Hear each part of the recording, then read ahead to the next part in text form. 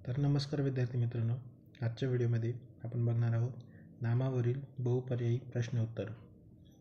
जर आपण नवीन असाल तर व्हिडिओला लाईक आणि चॅनलला सबस्क्राईब नक्की करा. तर चला सुरू करूया आजचा व्हिडिओ.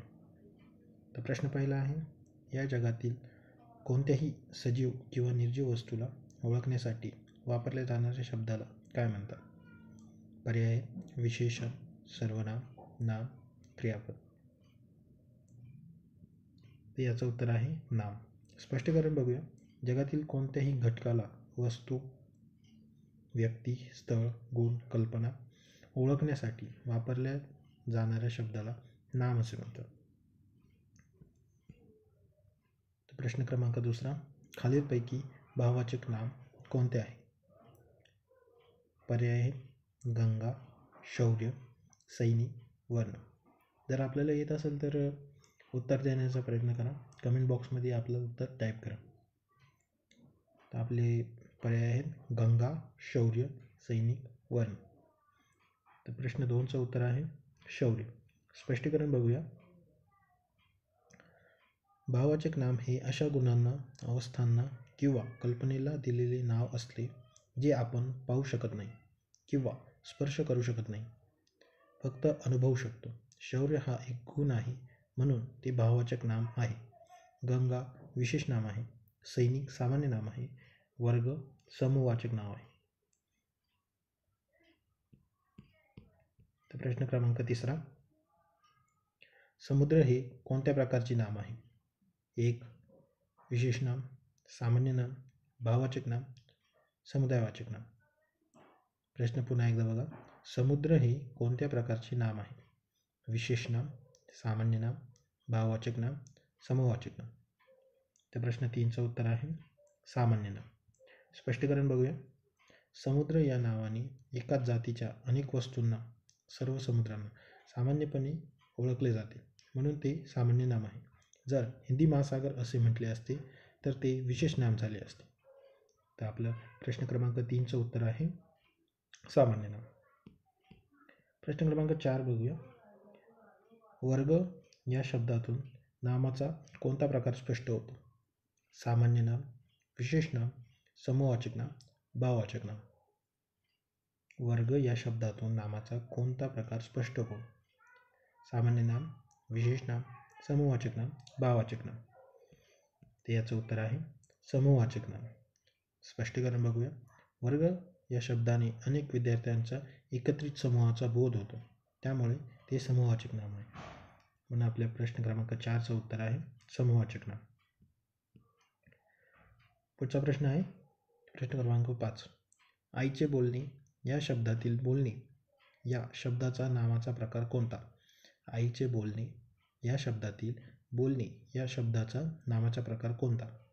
सिद्ध नाम, धातुसाधित नाम, विशेष नाम, भाववाचक नाम. विद्यार्थी मित्रांनो, आपल्याला जर प्रश्नाचं उत्तर येत असेल तर कमेंट बॉक्समध्ये टाईप करत जा. आईचे बोलणे या शब्दातील बोलणे या शब्दाचा नामाचा प्रकार कोणता? सिद्ध नाम, धातुसाधित नाम, विशेष नाम, भाववाचक नाम.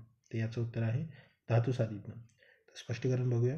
जेव्हा क्रियापदाच्या मूळ रूपाला धातू, उदाहरणार्थ बोल, कर, चाल प्रत्यय लावून ते नाम म्हणून वापरले जाते तेव्हा त्याला धातुसाधित नाम असे म्हणतात. येथे बोल या धातूला ने प्रत्यय लावून बोलणे हे नाम बनले आहे. परत एकदा नीट व्यवस्थित स्पष्टीकरण बघूया.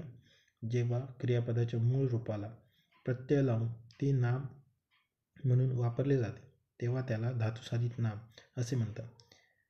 या प्रश्नामध्ये बोल या धातूला ने हे प्रत्यय लावून बोलणे हे नाम बनले आहे. तर आपल्या प्रश्न क्रमांक 5चं उत्तर आहे धातुसाधित नाम.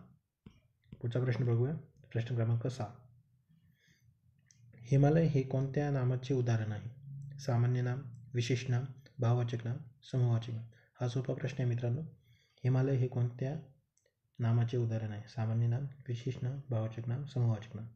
तर हे विशेष नामाचं उदाहरण आहे. स्पष्टीकरण बघूया. हिमालय हे विशिष्ट पर्वताला दिलेले नाम आहे. ज्या नामाने एक विशिष्ट व्यक्तीचा, वस्तूचा किंवा स्थळाचा बोध होतो ते विशेष नाम असते. तर आपल्या प्रश्न क्रमांक 6चं उत्तर आहे विशेषण.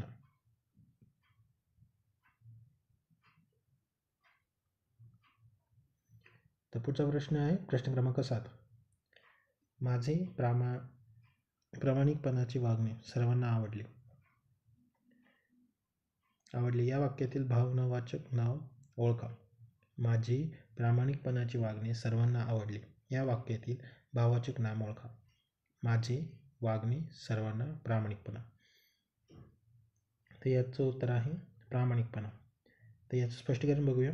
प्रामाणिकपणा हा एक गुण आहे जो भाव किंवा कल्पना दर्शवतो, म्हणून ते भाववाचक नाम आहे. वागणे हे धातुसाधित नाम आहे. तर आपल्या प्रश्न क्रमांक 7चं उत्तर आहे प्रामाणिकपणा. पुढचा प्रश्न बघूया. प्रश्न क्रमांक 8. नामाचे लिंग, वचन आणि विभक्तीनुसार रूप बदलणे याला काय म्हणतात? नामाचे लिंग, वचन आणि विभक्तीनुसार रूप बदलणे याला काय म्हणतात? अविकारी शब्द, विकारी शब्द, अव्यय, क्रियापद. याचं उत्तर आहे विकारी शब्द. स्पष्टीकरण बघूया.